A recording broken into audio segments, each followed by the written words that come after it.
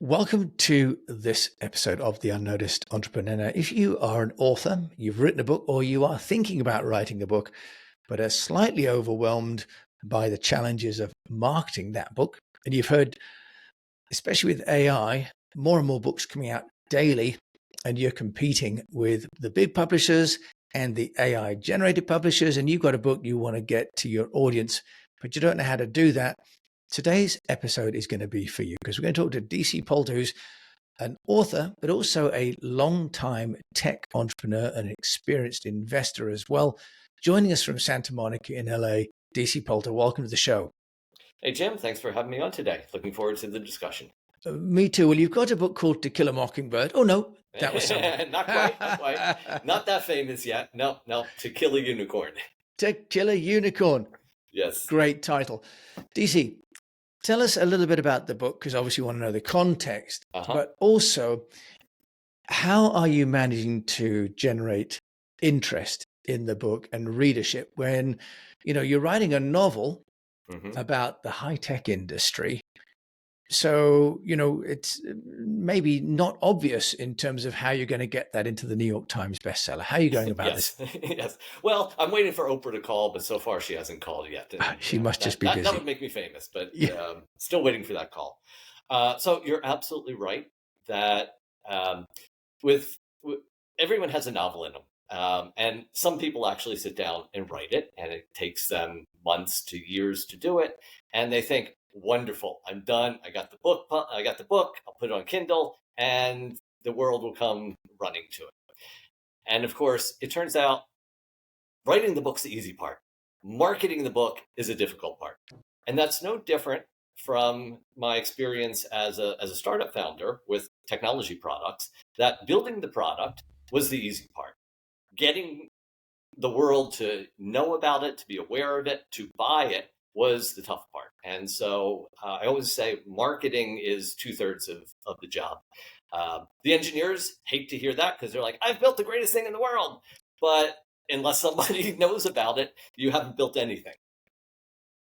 Yeah, no, I absolutely. I was at a conference recently saying the same with, podcasts, and especially now with books, where there's so much content that at least 2/3 and definitely no less than half of your effort should be on the marketing.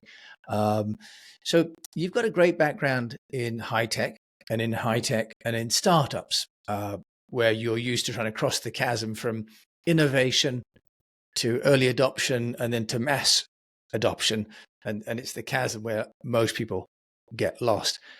Yes. DC, what lessons did you learn from building startups that you are applying to introducing and getting readers for To Kill a Mockingbird? I'm going to say that again. To Kill a Unicorn.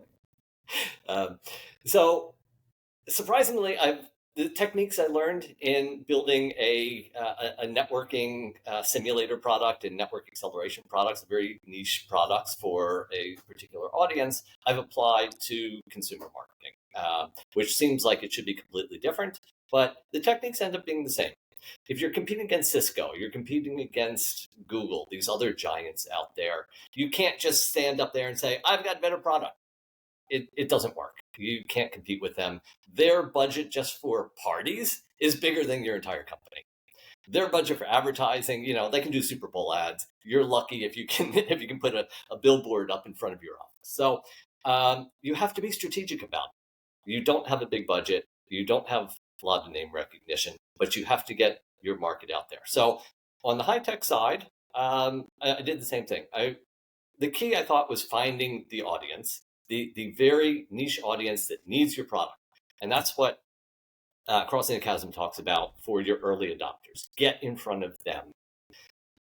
Find out where they are and market to them. And so that's not doing Super Bowl advertising. That is finding out what trade shows are going to be at, finding out, what publications they look at online. And you can't afford, $20,000, $50,000 for an advertising campaign on InfoWorld or something like that. So you have to get articles written about it. You have to find things that are interesting and exciting to them. I applied those same techniques to the novel. So everyone says, if you have a novel, go get reviews in the New York Times. Well, New York Times is not going to write about tech. It is not going to write a review of a small press book. They just don't do it. Oprah, I'm still hoping she'll call, but she hasn't called yet. My novel is a mystery about the tech industry, about a startup similar to Theranos that's doing some evil things that they're keeping hidden, and the main character is a hacker who's trying to find his missing friend who works at that company, and then he ends up digging in and find out the real story behind the company. So I wrote it to be very to be very specific about the tech industry, and to be very in some extent it's a farce, but you're not going to get the jokes unless you're part of the tech industry, unless you know the startup world. So the book is not for your typical mystery reader, the mystery book clubs, the library book clubs. And my audience doesn't read the New York Times. I mean, a few of them do, but they're not reading the book reviews in the New York Times. So I said, where are they? Well, they're building startups. They're building technology. They are they're looking for investment. Well, these are all places I'm at. I'm in accelerators. I'm in the investment community. I'm writing articles. I'm mentoring these startups. So one thing I did that ended up being very successful was I started writing articles about what investors are looking for when you pitch to them. And I published those on my blog. I published them on Substack. I published them on Medium. It took off on Medium. I now have 50,000 followers. My articles get read by tens of thousands of people. And I did that.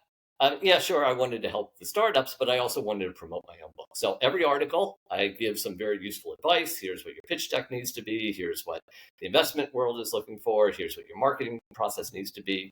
But at the end, I say, if you enjoyed this, please take a look at my book. And a little blurb at the end, my own self-marketing, my own self-advertising. And I'm getting in front of 50,000 of the exact kind of people that would enjoy the book, which is not your typical novel audience. A lot of the people don't even read novels for the most part. But if it's about their world, it's about hackers and startups and founders in Silicon Valley, that they'll read. So that's been my process. I love that as you say, you've got a niche product in that sense, haven't you? Yes. And you've really taken the classic niche marketing approach. But the great thing is the niche is big. So when I was making network simulators, our niche was, a few thousand companies. With novels, there's something like 50,000 startups being started every year, and there's probably 2 founders and 5 tech people all over the world.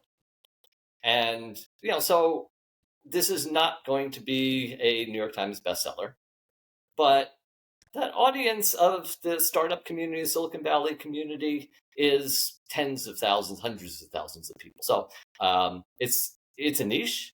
And it's a relatively small niche, but it's a big enough niche that you can do very well with selling a book. Yeah, no, although actually, to be a New York Times bestseller, the volume that you need to sell is not that great. Well, it's about getting the high sell-through rate in the first 7 days. Yeah. The same with Amazon. Yes. It's remarkably low, but you need to get traction very quickly in the first 48 hours to get up the charts, and then it boosts the book if it sees you already doing well. Just for anyone that's worried about it. And that's why some of these publishers will lay out the advanced copies so that people review them, of course, as well. Yes. DC, you're based in LA, and you have a background as well with Japan, and you publish under Japonica Publications as well, I think. So with the writing and the style, can you give any guidance on what works for people that are looking at using, in effect, their authority in one domain, which is in your tech and your Japan world, to lead people so that it doesn't seem too jarring? Because if you're talking about investor decks and then go, oh, and by the way, it may be slightly, people may, be slightly bemused by that. Yes. How have you feel like managing the transition from an editorial point of view? So in terms of the editorial, when I'm writing about startups, when I'm giving advice about how to build a startup, the writer hat stays on, but the novelist hat goes away. Most of what I write about comes out of working with startups and the accelerators, and it's the same questions over and over again. It's the same mistakes, it's the same misunderstanding. It's looking at pitch decks and saying, here's what's wrong about it. So all of that information is just like inside screaming, saying, people need to understand this. And so as a writer, it's just natural for me to write those out and do an article, 1 or 2 articles a week about what you need to know. It's just the same things coming out of regular conversations. Then the hard part then, as you say, though, is like, okay, so I've written this article about here's what you need to do to talk to investors in 2023. And getting to the end and saying, and if you enjoyed that, read my novel. So part of it is that yes, they're very different things, but it's the same audience. And I separate them. I get to the end of the article, I wrap up the article, and then there's a blurb at the end saying, if you enjoyed this, here's my novel. So I don't talk about the novel in the article itself, except when I'm writing articles about Theranos and what happened there, and then there's a direct tie-in. But for the rest of it, I separate it. It just looks like an advertisement for my article at the end. So it's not. I don't try to weave it into the story. Okay, and then are you also offering some of your expertise to people that might want you to review their deck? Yes. But maybe don't have a budget to pay you for that. How are you responding to that request? Yeah, so pretty much every day I get 2 or 3 requests on LinkedIn saying, I'm a startup founder. Can you look at my deck? You've written this article. It resonated with me. Can you look at my deck and give me some advice? And it's kind of overwhelming because I do want to help out, but it was a lot. And then I said, well, these people want a favor from me. It takes my time. I charge them, except they don't have enough to pay me for it. If they had money to pay me, they wouldn't need my help writing the pitch deck. So I do it on a limited basis, but I've turned it into a service that says, well, you want a favor from me. It's going to take me somewhere between 30 minutes and an hour of my time to go through your pitch deck and write up my notes about it. And I want a favor from you. You have to buy my novel. It costs you, the ebook is $5.99, so it's not like you're going to go broke. And you have to write a review on Amazon. Now, everyone's like, oh my God, I have to write a review. I'm not a writer. It's like, no, the thing about Amazon is it's about quantity rather than quality. All you need is 2 lines, right? It's just like, give it 5 stars or 4 stars, be honest about it. And just say, I enjoy the book, a great story about Silicon Valley, something like that. That's all I need, right? Because you just need the quantity. I don't need like a 2-page analysis of everything that went on the book. But I want you to read the book. I want you to enjoy it. And if you don't enjoy it, that's fine too. Be honest.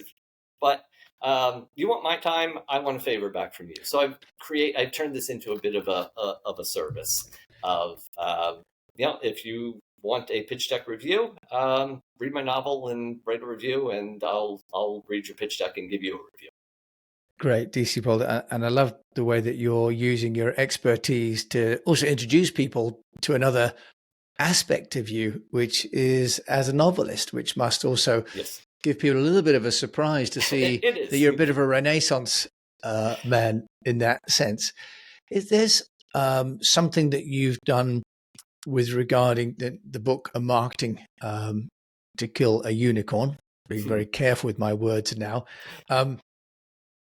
Any advice on what has not worked with the marketing? So what everyone says is, if you can get in with the big publishers, great, then they'll do the marketing, they'll get you in New York Times, wonderful. If you get there, congratulations to you. That's a very small percentage of people. The rest of your choice is small press or self-publishing. As soon as you self-publish, on day 1, you'll be inundated with people saying, your book is wonderful. I'd be happy to do a review for you. And then you're like, okay, great. And then they say, send me a check, send me Venmo for $100. And you get dozens of these reviews or posting on their blog sites or featured in different places. they can get you some readership, but if you look at the ROI from it, which as a business person, you always have to look at the ROI, it's not going to pay for itself. So if you just want readers and you don't care that you're kind of throwing some money away, then that's fine. But if you're looking at actually making money from your book, don't waste your time on people offering you their marketing services for the most part. Yeah, that's really good advice. I had that when I published my books as well, that people said, as you say, everyone of us has this, your book is wonderful. I'd love to help. Let me give you a review. And then you Yes. get this sting in the tail.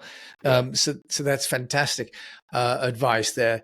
And I think this idea that you're really focusing in on where your audience are is terrific. Mm-hmm. DC, so you've got the first book, To Kill a Unicorn. Is there going to be another book coming out? Absolutely. And I'm happy to announce here on your show for the very first time, the second book is in the same series, is the same characters. This one's less of a farce and more of a cyber thriller about government conspiracies and terrorists. It's called Countdown to Decryption, C to D, Countdown to Decryption. And it will be released by the same publisher, Panda Moon Publishing, on March 20th. Okay, well, that's coming up very, very soon. Look out for that. Yep. Timing will be perfect for that. So if you've got the same characters, presumably in To Kill a Unicorn, the company might have been killed, but the main actors were not killed off. So yes, so in the first book, it's about this evil startup like Theranos, so the main characters are trying to figure out what's going on there. In the second book, same characters, but the friend of one of the main characters is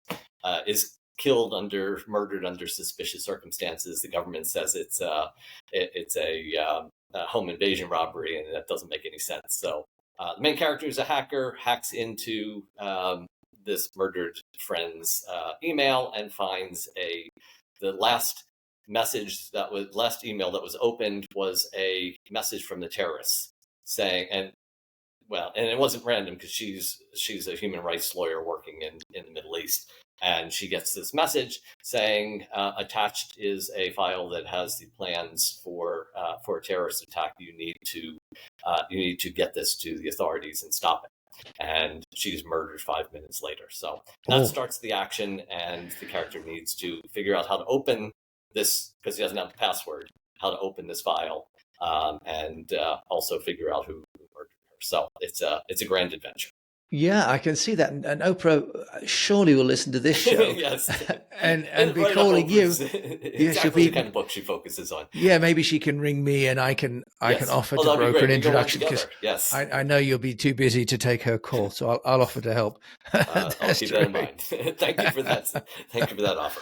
Yeah, you're more than welcome. So, DC, if there is a tip, one tip that you'd like to suggest to, not just aspiring authors, although you're very smartly taking the experience you've got from the startup world and seeing the book as a startup, what would be the one piece of advice you give to me and my fellow unnoticed entrepreneur?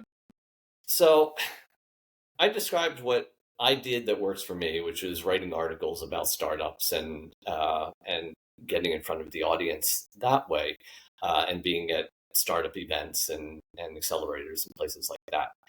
That's what works for me, because that's where my audience is. So forget about what I did. That's not going to work for you.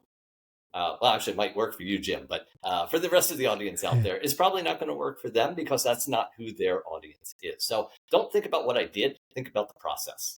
And it's the same for whether this is a B2B piece of IT equipment, or whether it's a $6 book. Know your audience and find a way to get in front of them that is probably not the front door. Is probably not the way everyone else is telling you to do it, because that's going to be really expensive and not very effective, because there's a lot of noise. You need to find the back doors. You need to find the places where these people are at, in a way that you can do affordably and still get them to see you.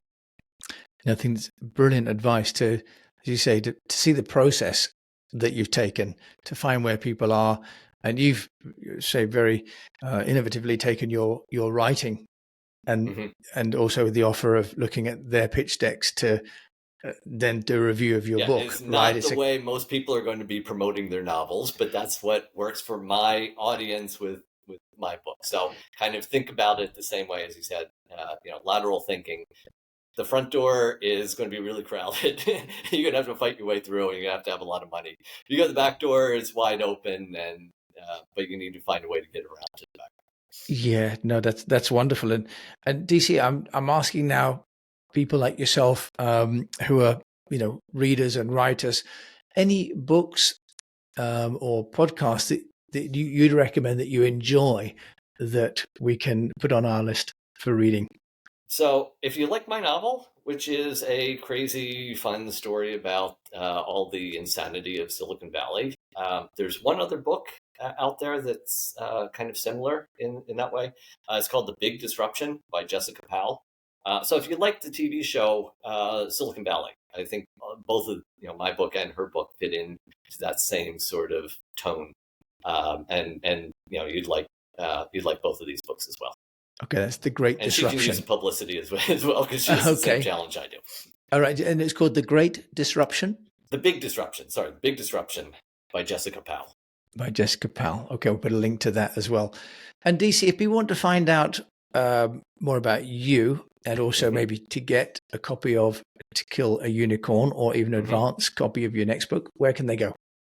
So the easiest description, maybe not the best place, but the easiest description is my website, dcpalter.com.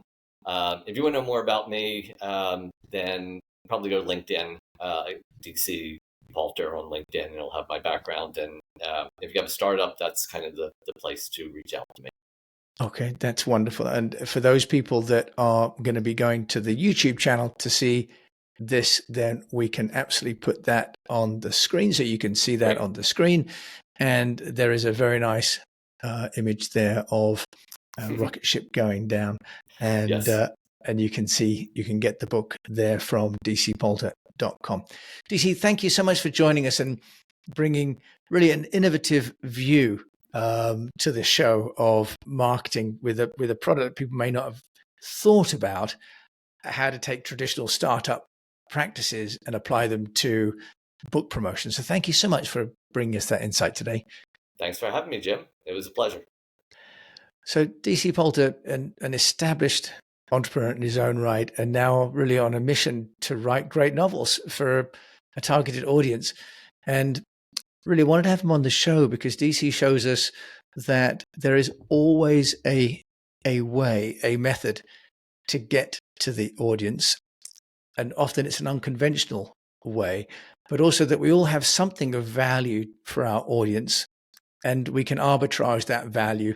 In his case, he's arbitraging his investment advisory expertise in return for reviews. What do you have that your audience needs from you that you can offer them in return for what you need? That would be one of the wonderful takeaways that I've got from today.